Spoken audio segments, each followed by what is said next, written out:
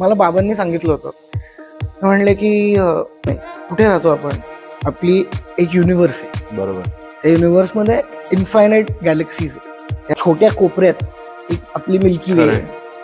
त्या मिल्की वेच्या एका छोट्या कोपऱ्यात एक कुठला तरी सूर्य आहे. त्या सूर्याभोवती काही ग्रह फिरतात. मर्क्युरी, व्हीनस, अर्थ. 3rd नंबरवरती आपला प्लॅनेट डॉट आहे आपला. त्या प्लॅनेटवरती एक जग आहे. त्या जगामध्ये एक कुठला तरी भारत नावाचा देश आहे.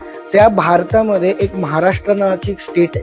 महाराष्ट्रामध्ये एक पुणे नावाचा सिटी आहे. त्या सिटीमध्ये एक प्रभात रोड नावाचा एक रस्ता आहे. एक आशीर्वाद नावाची बिल्डिंग आहे. त्याच्या 3rd फ्लोअरवरती तू आत्ता राहतोस.